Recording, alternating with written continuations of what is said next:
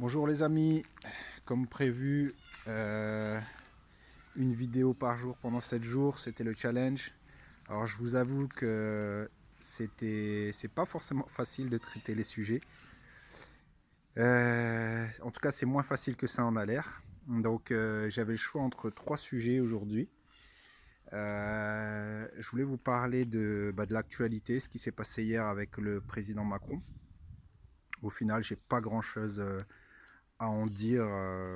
J'ai pas grand chose à en dire. C'est regrettable, mais bon, voilà. Je voulais vous parler du rap aussi, sous un angle différent de ce qu'on entend d'habitude, mais je le ferai un autre jour. Pour ceux qui me connaissent personnellement, j'ai moi-même été dans le mouvement hip-hop dans ma tendre jeunesse. Et donc finalement, j'ai tranché et j'ai choisi de vous parler du développement personnel. Alors pour certaines personnes, il y a des avis très tranchés sur le développement personnel. Certains pensent tout simplement que ça ne sert à rien.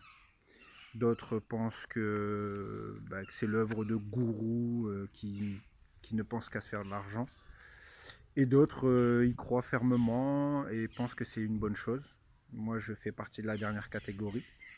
Je pense que le développement personnel, c'est comme une seconde, voire une ultime chance pour tous ceux qui n'ont pas eu les armes ou les personnes autour d'eux dans leur vie, dans leur jeunesse, pour pouvoir les amener à un niveau supérieur, les élever.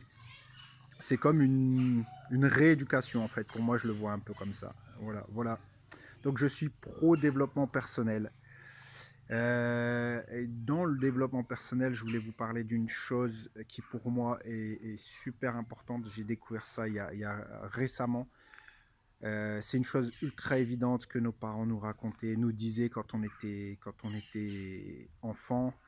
Mais c'est cette année ou l'année dernière que j'ai vraiment compris la portée de cette chose. Et c'est vraiment évident, mais ça fait toute la différence entre une personne qui devient riche, d'une personne qui sombre dans la délinquance, d'une personne qui devient footballeur professionnel, à une personne qui fait un boulot qu'elle n'aime pas et de 9 à 5 tous les jours, ou une personne qui peut détruire son couple ou qui peut détruire son entourage.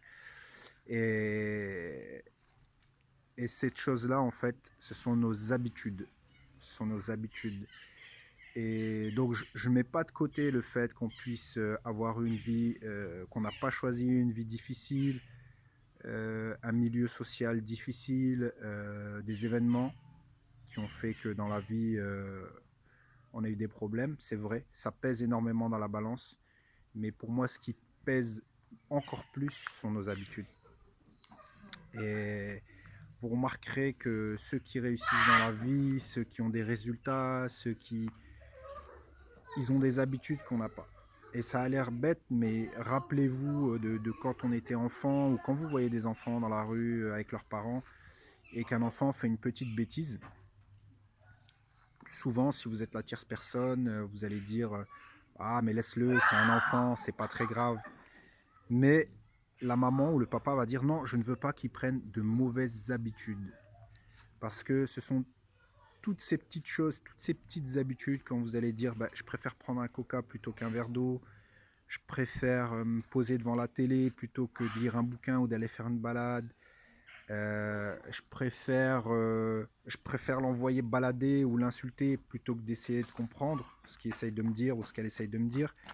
Toutes ces choses habitudes là qui se déposent au fond de nous comme finalement comme du limon au fond d'une rivière, et au bout de centaines d'années, donc de dizaines d'années pour nous, ça fait un barrage, ça fait une digue, ça fait un mur, et le fluide ne coule plus.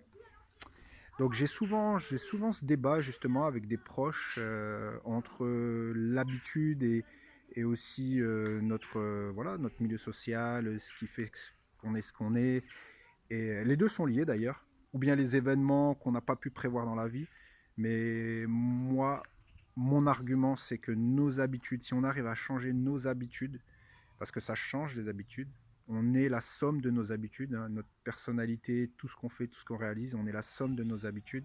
Et si on arrive à changer ses habitudes, on arrive à changer soi-même, on arrive à changer le résultat au final. Donc voilà, je parle en connaissance de cause, j'ai vraiment plein de choses à changer chez moi. J'ai réussi à bouger un tout petit peu les choses, c'est vrai. C'est pas encore gagné, mais si aujourd'hui je suis devant vous en train de faire des vidéos, c'est que ça a marché un petit peu en fait.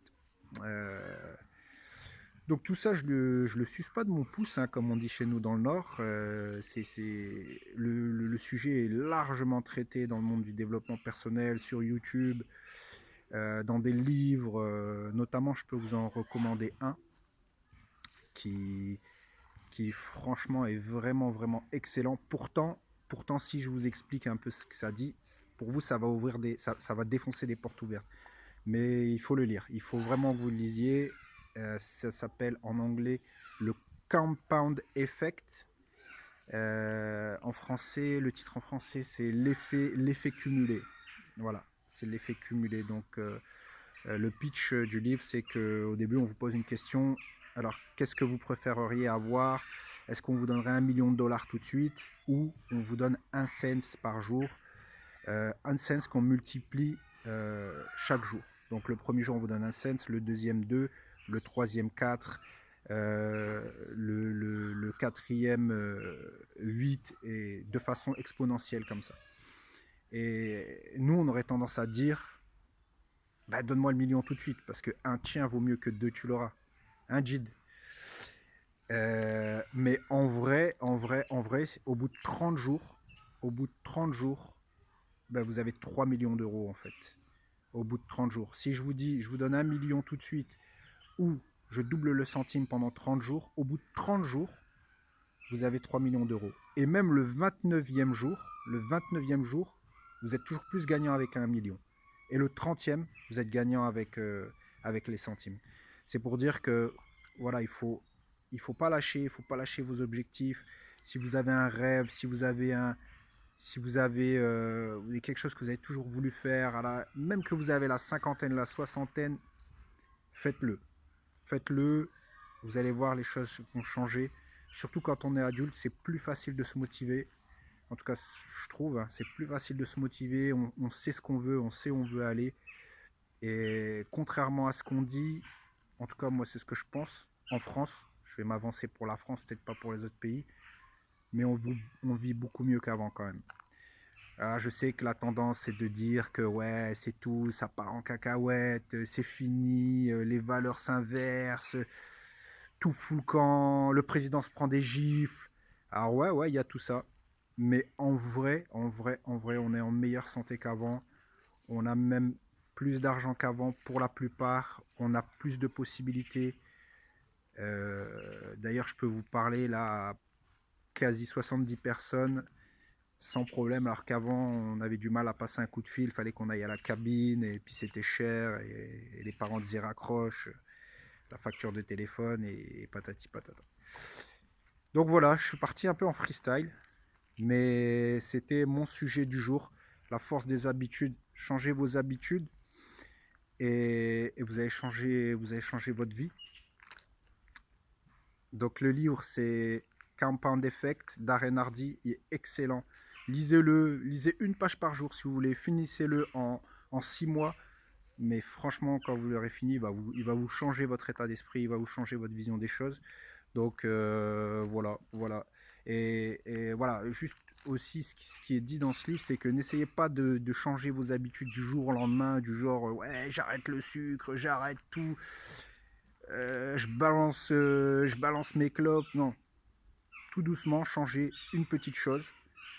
Je boirai plus qu'un coca par jour au lieu de 3. Je mangerai qu'un chocolat au lieu d'une plaquette.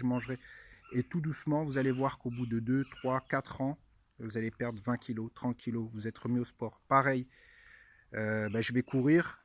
Courez ne serait-ce que 1 kilomètre. Ça fait rire quand on dit courir 1 kilomètre. Mais moi, c'est ce qui s'est passé. J'ai recommencé le sport en 2003. Ça fait plus de 15 ans. Et aujourd'hui, bon, je me trouve dans un niveau correct à pouvoir courir 10-12 km à jeun. Donc, et vraiment, je m'en sentais pas capable à l'époque. Donc voilà les amis, je vous laisse. J'espère que j'ai pas été trop long.